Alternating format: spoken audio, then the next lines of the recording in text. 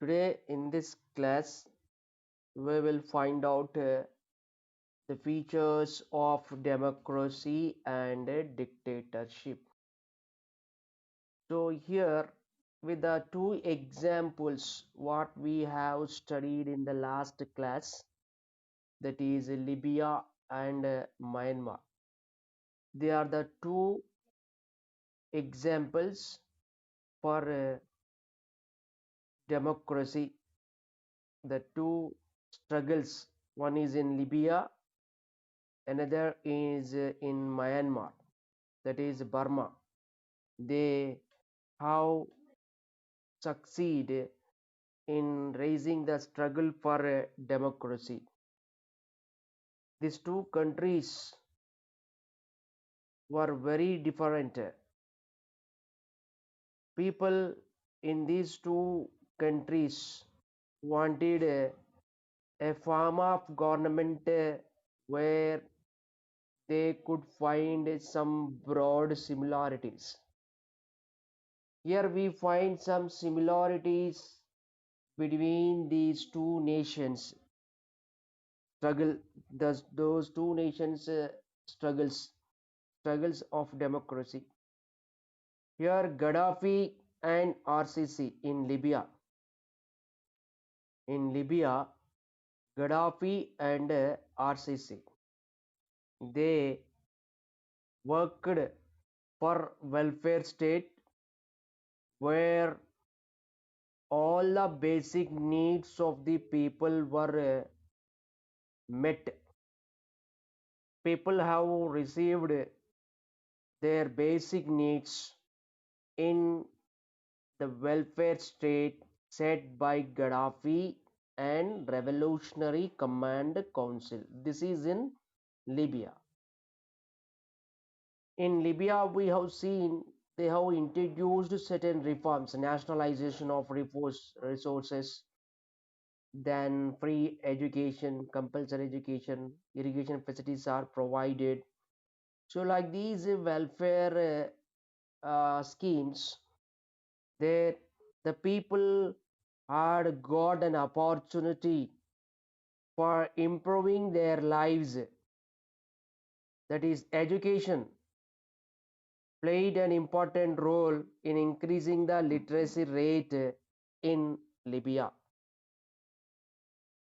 Similarly, in Burma, that is in Myanmar, Burmese junta, that is the leader of a Burman government.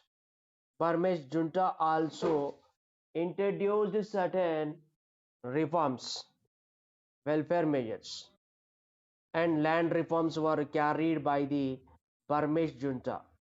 Welfare measures, land reforms. But here we see that the Burmese junta tried to increase the control of army on resources.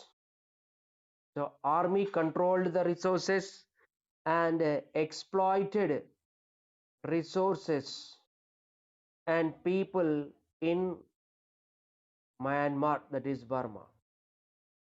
So, with the exploitation of resources by the army and over control by army on the people, resulted extreme poverty in Myanmar. So, with the control of resources by army, resulted poverty, extreme poverty, severe poverty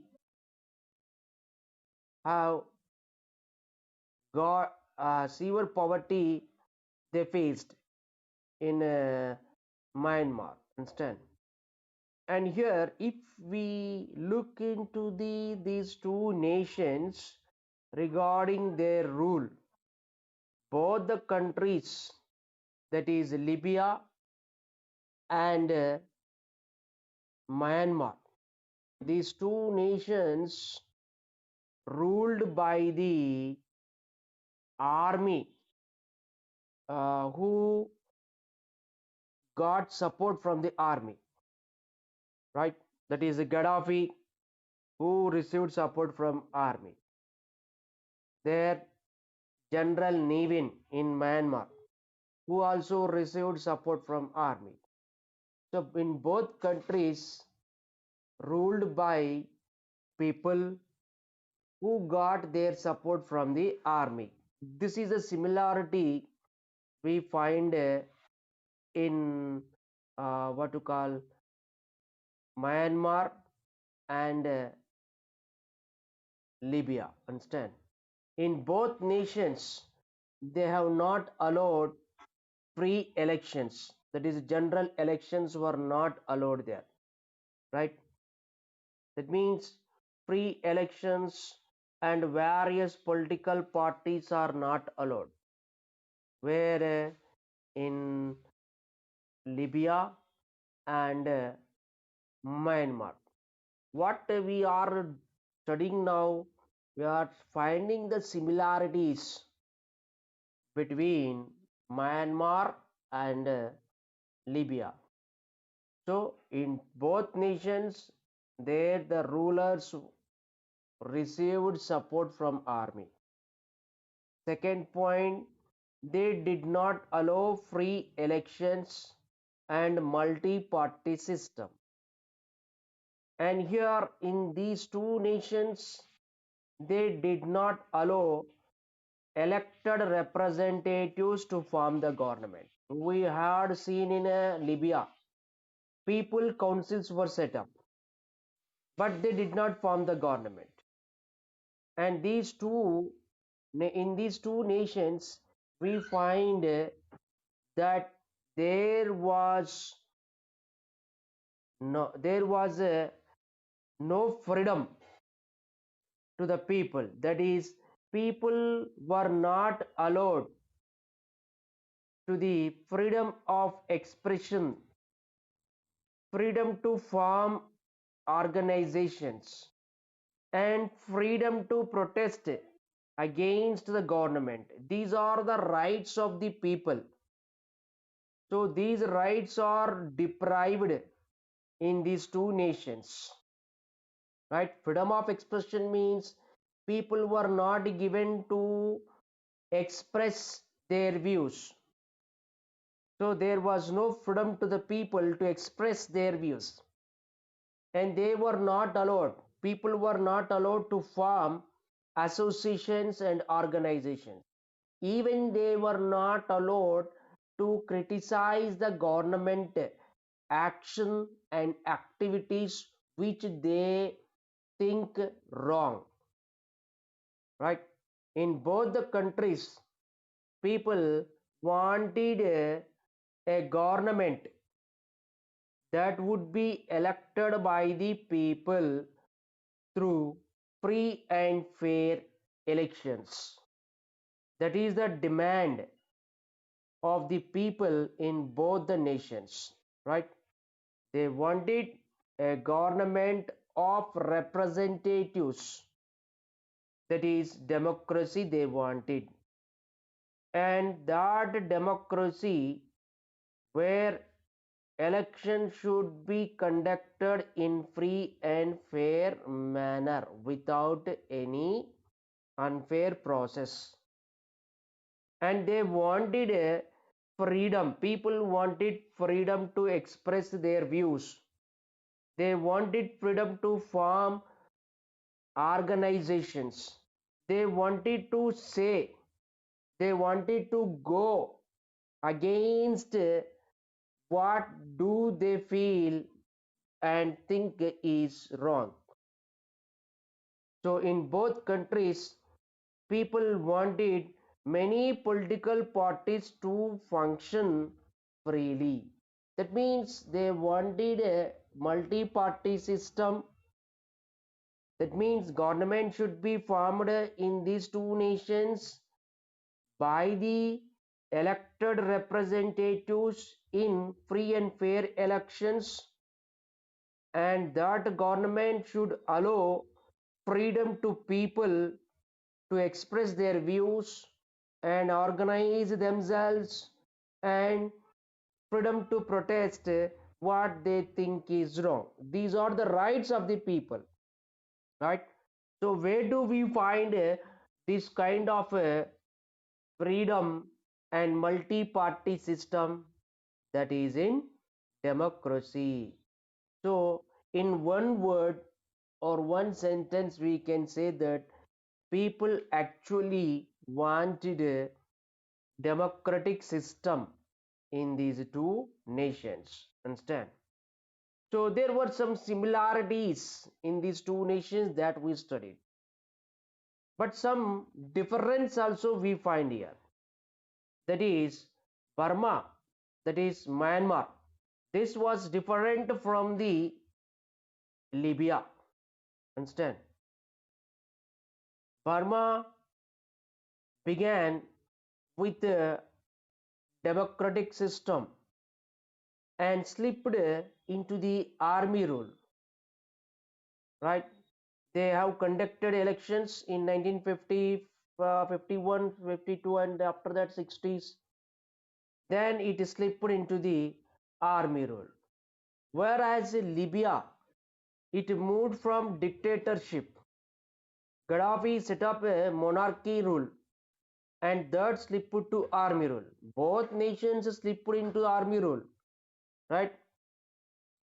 But it is Libya slipped from monarchy to army rule, whereas Burma slipped from democracy to army rule. So Burma was different from Libya, understand? Because there the democracy did not survive in Burma.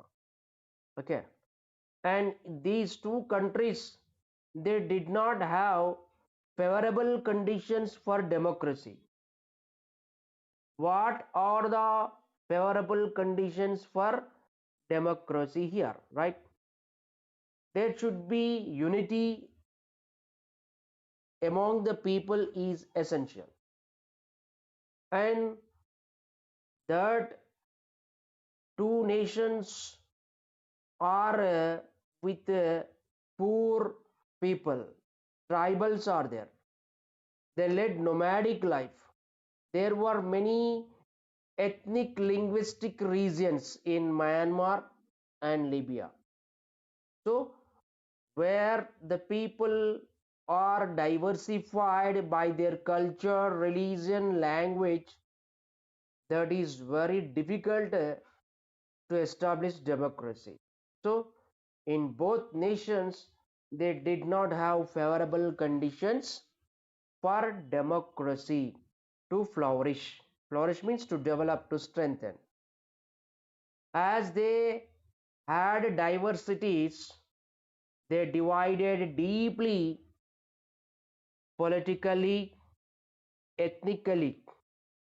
Understand? Ethnically means by their race, by their ethnicity. They were divided. Politically also they were divided. So they did not come to a common political settlement in which diversified ethnicities are included. That what we call inclusive political settlement. What is meant by inclusive political settlement? It refers that all diversified people coming to one common conclusion and standing for united nation, that is called inclusive political settlement. Due to ethnical differences, they did not arrive to a common inclusive political settlement.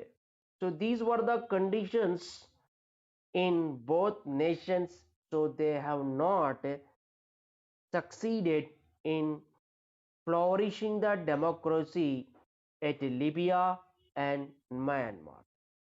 So let's look into that how democracy started and flourished. What changes have come in democracy from its beginning to till today. The next, what is we are going to study the march of democracy. What do you mean by march? March means it is the progress from its beginning. In all the nations before to the 17th century, there were dictators, there were kingdoms, empires. From 17th century onwards, in the world, a new kind of system of political, that is administrative system. In other words, a new kind of government started in the world, that is democracy. So what changes have come in this democracy till today, we will see here. Okay. Ever since the birth of democracy started in England at first by 17th century. It is in England, it was the Tudor dynasty in England, they did not allow democracy. Then there war broke out, civil war between the king and the parliament, right? That we have seen, glorious revolution. So it was that democracy first began in England in 17th century. So from England, this democracy concept revived several times to meet the needs of the people, until today we see that the democracy is changing to meet the needs of the people. Its principles, that means the principles of democracy, are updated time to time and changed according to the needs of the people in different countries. In overall, we can say that in many of the world countries, there is a democracy. But the democracy of one nation is different with another nation. There are some slight variations in its rules and regulations. Okay, they have modified the democracy according to the needs of the people, which which is suitable to their nations, right? So from 17th century to till today, there is a gradual transformation of this political system across the world and conformed to certain basic ideals of the democracy. Understand? Initially, in the beginning, this democracy helped social classes who were opposed to the feudalism, that is landlordism, and monarchies, who build what to call a kind of a social order, right? And that social order rejected certain special privileges to the all the people. Here in monarchical system, we find a kind of social system was there. In French Revolution, we have studied first estate, second estate, and third estate. First two estate people had enjoyed some privileges, right? And in such a rule, king was treated as god on the earth with a principle divine right theory. So divine right theory was there in the monarchical rule. Europe and America have gone through great revolutions in the 18th and 19th century to bring democracy. That is, American Revolution occurred in America to transform its political system. In European continent also we find several nations have struggled for establishing a representative form of government. So there were changes in the democratic system from the 17th century. Then after industrialization have come. Colonization also created conditions all over the world which were favored for democratic ideas. Industrialization, which created two class people, one is industrialist and workers. Colonialism also created conditions all over the world which were favored democratic ideas. Here, an educated middle class. This is a section in the society played very important role. What section? Educated middle class. Educated middle class was inspired by the democratic ideas emerged in many nations. In our freedom struggle, we see that leaders, intellectuals who received English education in India, right? Those people are called educated middle class. In French Revolution also we have seen middle class. In American Revolution also middle class people. Who are middle class people? Those are educated, lawyers, doctors, engineers, intellectuals. Okay, these are educated middle class. They were inspired by the democratic ideas in many of the countries.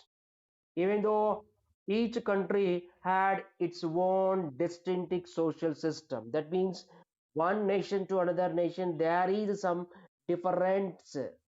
There is some difference in the what to call the social system and the political system. Okay, so democracy appeared to create a framework to settle the problems what they have.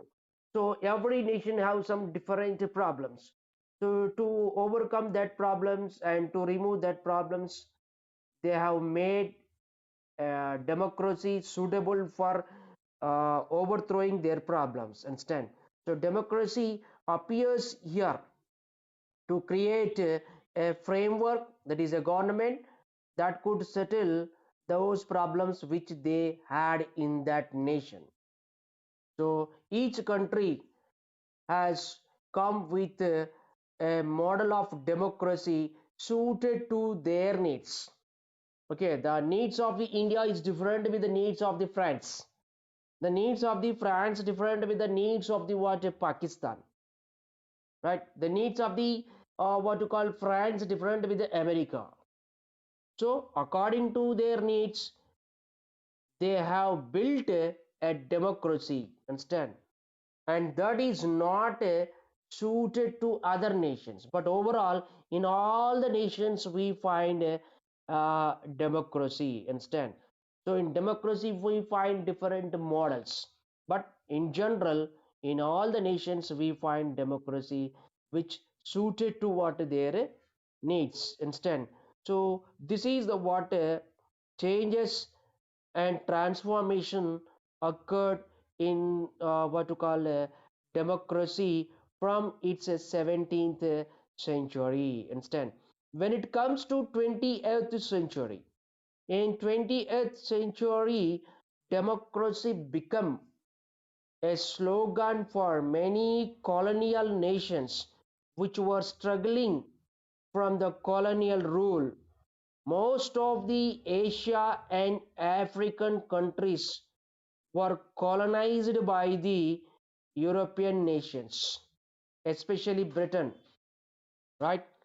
So these Asia and African countries, they wanted independence. So for getting independence, they have raised a slogan, that is anti-colonial struggles. They wanted to overthrow the colonial rule in their nations instead.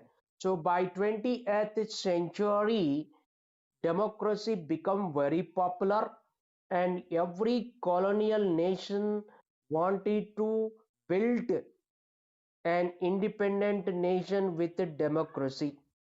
That is in 20th century it started. Okay, that is India, Sri Lanka, South Africa are some of the examples for the process of a independent nation. And some of these countries were able to attain freedom. That means we got independence from the colonial rule. From Britain colonial rule, we got independence, right? Sri Lanka too got India and South Africa country also got independence. Okay, many of the Asian African countries have got independence and succeeded in establishing democracy and strengthening it, right? In India, after independence, we have framed we have framed democracy, and this democracy is stable and becoming strong and flourishing, right? So many of them could not build stable democracy. That is example we have seen Burma. Pakistan also tried to build democracy but slipped into army rule. Again, it shifted from army rule, that is military dictatorship, to the democracy, then after slipped to the Islamic State. So there was alternative change in a type of government in Pakistan. Whereas in India, from its independence, from 1947 to till today, we have democratic system. In many other countries, they failed to build democracy. That is in Pakistan. They set up military dictatorship and democratic rule after the military dictatorship. And these military dictatorship and democratic rule, they keep on moving in the cycling process in Pakistan. That means they failed to establish a stable democracy in Pakistan, right? In most countries, there under military dictatorship, the people organized their movements for establishing democracy. For example, in Libya, in Myanmar, we have seen, right? Still in some nations where dictatorship is there, they are trying to establish democracy. So some of the two examples recently occurred we have studied, that is Libya and what you call Myanmar. These are the what two nations which struggled for democracy in the recent times, and they have started changing what you call their nations uh, towards a democratic system. Understand? This is the what you call, we see that the progress of the democracy here. Understand? And here we see that this 20th century, during the 20th century, here one more new concept also emerged in the world, that is what to call a new political system. We call it a communist system, which also began in 20th century. Democracy began in the 17th century, and the new concept, new political system, that is a communist system, emerged into the world by 20th century. Okay, and these communists, they believe that parliamentary democracy, which democracy? Parliamentary democracy, understand, is a type of a democracy practiced in England, helped for development of the capitalist persons, and these capitalist persons control the country. And this parliamentary democracy did not represent the real interest of the poor working people. This is the claim of communists. Communists stated that the democracy, which is a parliamentary democracy, where parliament is supreme, right?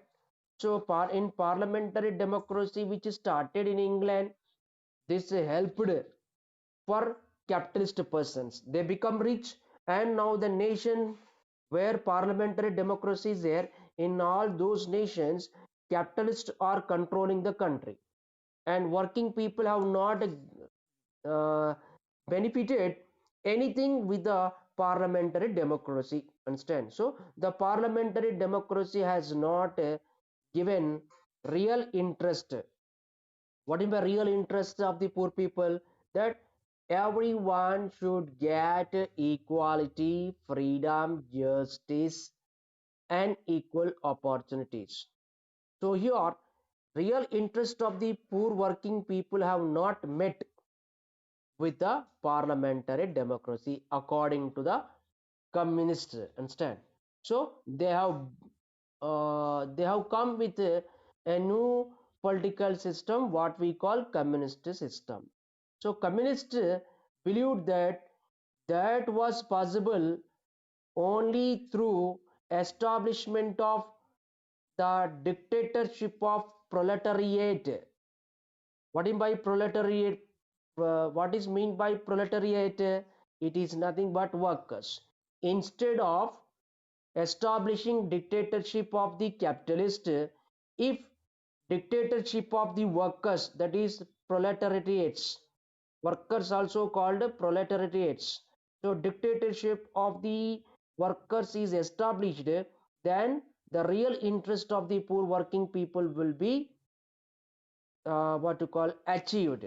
This is the what communist stated. Okay, so the dictatorship was needed to ensure that the rich and powerful landlords and capitalists did not get any power or opportunity to pursue their policies. Pursue means that is what to call implementing policies favorable to them. In the parliamentary system, we find most of the representatives are what to call capitalist persons, right? They have many businesses, right? MLAs, MPs, they are running many of the businesses. Okay, so they are capitalist persons as well as representatives in the parliament. So do you think that does these members allow any act unfavorable to them? No, right? Here we'll stop.